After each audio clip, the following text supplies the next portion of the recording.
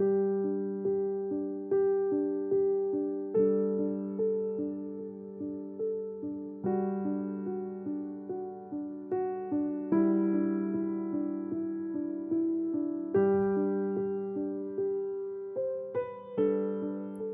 Saat Teduh Gereja Kristen Jakarta, Minggu 5 Oktober 2025. Judul renungan, Kemuridan Sejati. Ayat Alkitab terambil dari Titus 2 ayat 11 sampai 14. Demikianlah firman Tuhan. Karena kasih karunia Allah yang menyelamatkan semua manusia sudah nyata.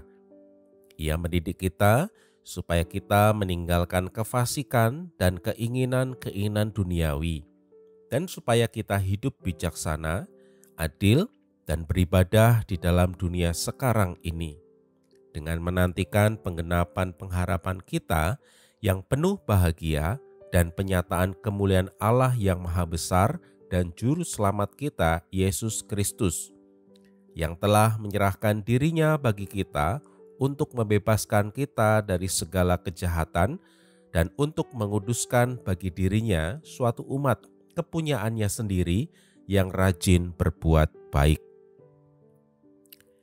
Seorang pria dikenal sebagai seorang Kristen yang aktif oleh teman-temannya di gereja. Ia sering membagikan ayat Alkitab di media sosial, hadir secara rutin dalam ibadah minggu, bahkan ikut terlibat dalam pelayanan gereja. Namun di luar gereja, kehidupannya jauh berbeda. Ia terlibat dalam hubungan seksual di luar nikah, menggunakan uang kantor secara tidak jujur, suka bergosip, dan hidup dalam kesombongan dan keserakahan. Ia juga jarang berdoa, tidak pernah membaca Alkitab, dan tidak peduli dengan orang-orang di sekitarnya. Tentu saja ini bukan merupakan gambaran dari kemuridan sejati. Seseorang baru dapat disebut sebagai murid sejati pada saat ia mengalami perubahan kehidupan yang nyata sebagai respons terhadap kasih karunia Allah yang telah menyelamatkannya. Dalam nas hari ini, Paulus menjelaskan bahwa setelah Allah menyelamatkan orang percaya, Ia ingin mendidik mereka untuk meninggalkan kefasikan dan keinginan-keinginan duniawi, dan supaya mereka menjalankan kemuridan dengan hidup bijaksana, adil, dan beribadah di dalam dunia sekarang ini.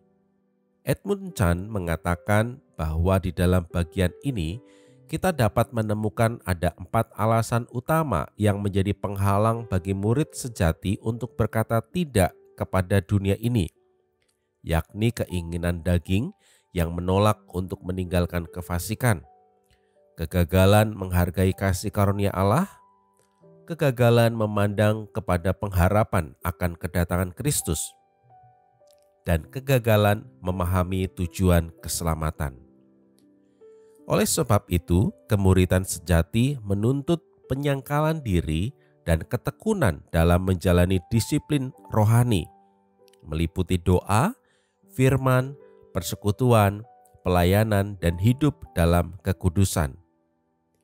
Jadi dari bagian ini, kita mempelajari bahwa murid Kristus sejati adalah mereka yang berkomitmen meninggalkan pola hidup duniawi dan rela menjalankan disiplin rohani untuk dibentuk oleh kasih karunia Allah setiap hari menuju keserupaan dengan Kristus. Marilah kita memeriksa hati dan hidup kita. Apakah kita tampil rohani di luar, namun jauh dari Tuhan di dalam? Kasih karunia Allah tidak hanya menyelamatkan kita, tetapi juga memampukan kita untuk hidup dalam kebenaran setiap hari. Mulailah dengan komitmen sederhana namun dilakukan secara konsisten. Misalnya, luangkan waktu untuk doa pribadi, membaca dan merenungkan firman Tuhan setiap hari. Meninggalkan segala kefasikan duniawi yang masih menguasai kita, dan izinkan Roh Kudus mengubah karakter kita. Jadilah murid Kristus sejati yang hidupnya mencerminkan kasih, kebenaran, dan kekudusan Tuhan dimanapun kita berada. Kemuridan sejati ditandai dengan kerelaan untuk meninggalkan kefasikan duniawi dan hidup di dalam disiplin kesalehan rohani. Demikian renungan hari ini. Tuhan Yesus memberkati.